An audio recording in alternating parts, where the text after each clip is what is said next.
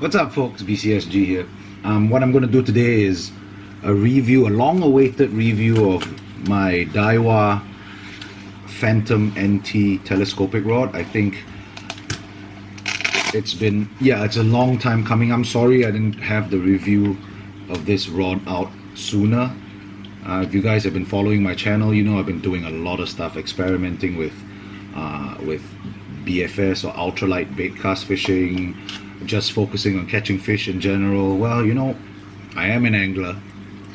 Like I said, YouTube isn't my job, so the focus here is me actually going out fishing. So I kind of got a bit too carried away with that. I'm sorry for taking so long, but on the upside, I have gotten to use this rod, really use this rod a lot, and so I have a really good idea now of how well this rod performs and all that. So I have a document in front of me. It's kind of like a script. I did get some feedback that my rod reviews need a bit more structure, and I completely agree. Thank you for that feedback. You know, as I've said in a few videos, if I go unscripted, I kind of go off on that's just the way I am. I just keep talking and talking and talking like I'm doing right now. So anyway, let's just get right into it. First off, the rod is the Daiwa Phantom NT 605 TUL. That's the model name. It is a telescopic rod, and the price, it's priced at about 200 Singapore dollars, 200 to 220, maybe up to 250, depends on where you get it from, plus shipping and all that. The price point of this rod would put it as a high-end telescopic rod. So let's go through the specs first. The rod is 6 feet long. It's 6 feet fully extended. When you fully close it down, it's 45 centimeters. It is 5 sections, which means it's a 5-section telescopic rod. The line class is 2 to 5 pounds. The lure rating is 2 to 6 grams. The action characteristics are not stated on the website, but from using the rod, I would have to say this is a regular fast action rod. Or a moderate fast action, whichever terminology you're familiar with. The rod weighs 95 grams. It is true to weight. I have weighed the rod. It was like 95.8 grams or something, without the reel, of course, so it's pretty accurate. There are 7 guides on the rod for those who care about guide count. And yeah, so that's it for the specs. Moving on to the features and other aspects of the rod. As I mentioned in the unboxing video, it's a nice old school deep green finishing, and I think that I really like that about the rod. You know, most of you guys who've been fishing for a while, you know that deep green is a really old school color. They rarely make rods in deep green anymore, so I like it. I like the color of the rod. The workmanship is great, very similar to the Daiwa BBB, but trout rods tend to be a bit more refined. Now, just so you know, like the BBB, the Phantom NT, these are JDM rods, which means they are made for the Japan market itself, which is why you won't find these rods on any other Daiwa website other than Daiwa Japan.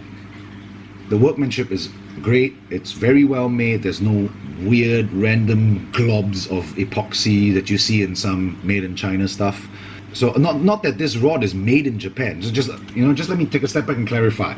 I do believe, yeah, it's stated right here. This rod is made in Vietnam. So I'm not when I say made in China, I'm using it as more as a figure of speech, as a reference, where I'm talking about China brand rods. Sometimes you see little anomalies in the build quality and the workmanship of such rods. Well, this one has nothing like that. Okay, so the guide material, the guides are Fuji SIC stainless steel K-frame guides. It's important to note that only the first 2 guides and the tip guide are from the K series. The rest of the guides are, I think, proprietary to Daiwa.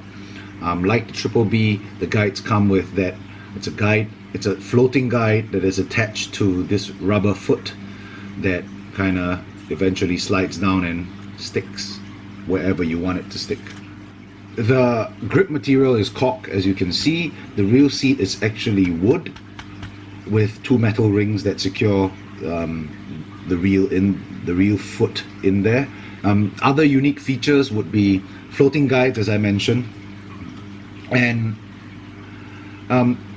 it comes with a rod bag. This is not necessarily a good thing. It comes with a rod bag. That is always a good thing, but it's a soft case. It's not a hard case like the Triple B. So I'll talk more about that as we go on in the review. Okay, so the first thing is the in-hand characteristics of the rod. In-hand characteristics means how it feels like when you're holding the rod, when you're handling the rod. I have it here paired with, every time I do a rod review from moving forward, I will state the reel that I pair with the rod most often. In this case, the reel that I pair with the rod most often would be my Shimano Vanquish C2000 HGS. In terms of balance, the rod is really well balanced. Let me just pull it out, just to show you. The balance is excellent. It's centered around exactly where you hold the reel. So I think that's really important, because if the rod is tip heavy, which means what happens is, if you're holding the rod, I have to actually push the rod down. So that means the rod is tip heavy. It's not well balanced. You can actually feel the weight in front of the rod when you're holding it on the reel seat. Generally, cheaper rods would be a little bit more balanced to the tip in terms of heaviness. So why is balance so important? If the rod is balanced around the reel seat, it would help make the rod and the reel, the entire setup, feel a lot lighter than it actually is. A very good example is the Major Craft MSX Limited. That's pretty much the highest end rod from Major Craft you can find in Singapore. It's about 350 bucks, and it is not a light rod. For that price, you would expect the rod to be under 100 grams. It's not. It's 108 grams, or at least that's what is listed on the website. That's a pretty heavy rod for that price, but the balance of that rod is so good that it actually feels really light in hand, even with a heavier round profile reel, for example. So anyway, yeah, I don't want to go off topic here. That's just what balance means to me. As for sensitivity, well, I personally feel that sensitivity is less important for spinning setups, just because there are so many ways you can improve the sensitivity on the fly. But I would say that this rod is generally, it's pretty sensitive. It's decently sensitive. Okay, now on to fighting performance. We're going to see if you guys can see it here. This is the butt section of the rod. It's a bit tough to see, but you're just going to have to go with what I say here. For a 2 to 5 pound rod, this is a really, really thick butt section. Of course, the thickness here was obviously made to accommodate the fact that it's a telescopic rod, but it does achieve something else, which is it gives the rod a lot of rigidity in the backbone. I mean, most 2 to 5 pound rods, they're going to bend all the way back to here. It's really thin blanks, or really narrow blanks. And this one has a really soft tip, but it tapers up to something really thick all the way at the back, which basically gives it a lot of power. So the fighting characteristic of this rod can handle way more than what a typical 2-piece or 1-piece 2 to 5 pound trout rod would be able to handle. So that, in my books, is a good thing. In terms of action, being a regular fast action rod, it has a decent amount of give when you're fighting the fish. This, to me, having a regular fast action rod is always a beneficial thing in the day and age of everyone uses braided line. Braid doesn't stretch, it bends more. What that does is it keeps the tension on the fish throughout the whole fight, and keeping tension on the fish keeps the hooks pinned in the fish's mouth, so you get less hook drops.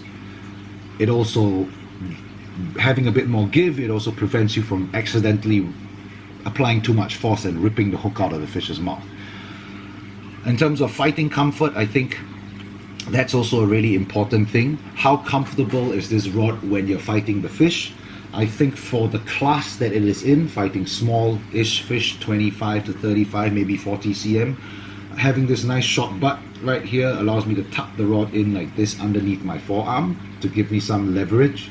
It doesn't get in the way when I cast it like some of the longer butt sections do. It's a very comfortable rod to fight with. Yeah, so fighting comfort is good. Moving forward, I'm going to rate each segment on a scale of 1 to 5. I think that just makes it a bit easier for you, the viewers, to get a better idea of how I rate the rods, rather than just me saying this is a good rod or this is not a good rod. That doesn't give you much info. So, in the features department, I would give this rod a 3.5 out of 5. That's the rating I would give the rod. It has good peripherals, good workmanship, but that 1.5 points is almost entirely taken off by the fact that this is a telescopic rod. It's supposed to promote mobile angling, and they didn't give you a hard case for the rod. They gave you a soft case. That's a huge factor for me. So 3.5 out of 5.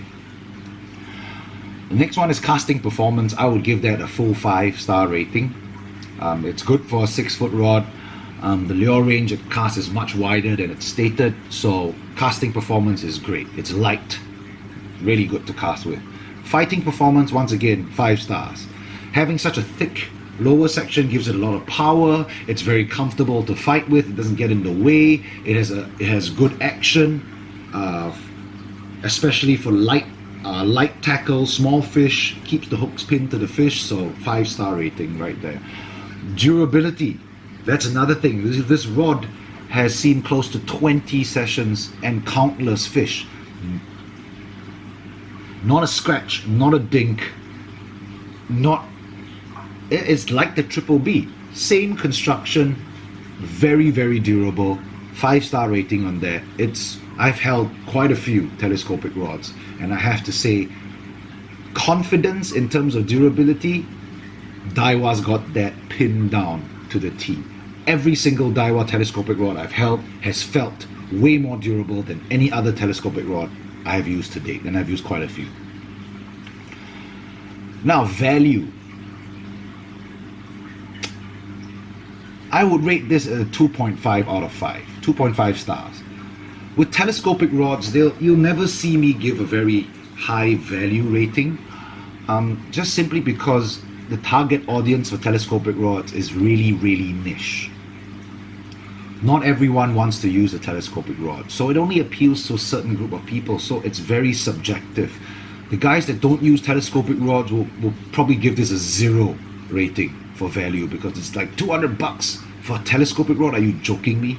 Whereas the guys that value the mobility would probably give it a 5-star rating.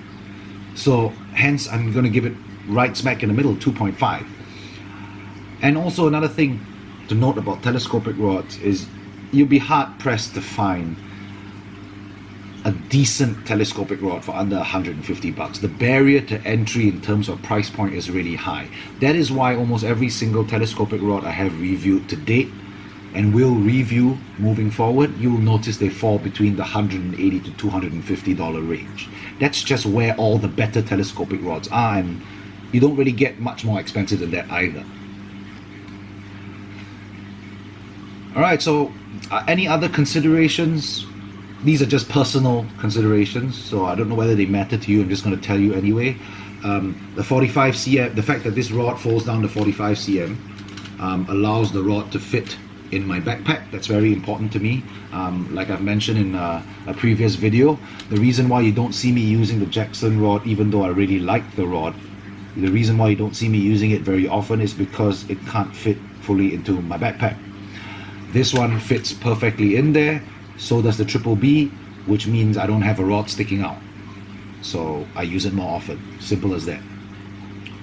This is also what I would deem as the finesse version of the Triple B 666 TLFS. The line rating is similar, but once again, the Triple B is a bass rod. This is a trout rod, so the handling characteristics and the power characteristics are completely different. This rod fights true to its rating, 2 to 5 pounds. It fights true to its rating. It feels like a 2 to 5 pound rod. Whereas, or maybe if you want to stretch it a bit, it fights like a 2 to 6 pound rod. The Triple B fights more, it's a 2 to 5 pound rod, but it fights more like I don't know, a 4 to 8 pound, maybe even a 5 to 10 pound. It's a much stiffer rod with a lot more power. So, and lastly, so this is a great rod overall for anglers who require mobility, number one, and number two, for anglers who target fish species that are generally between the 1 to 5 pound size range, which would cover generally everything you would fish for in our local legal grounds.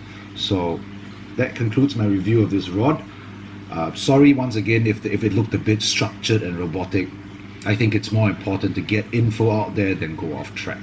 So I hope this video was useful to you guys. Sorry for the long wait. If you guys like this video, give me a thumbs up. If you didn't like it, give me a thumbs down. Share my videos with your friends if you found it useful, and of course subscribe. I'll catch you guys in the next video. Tight lines.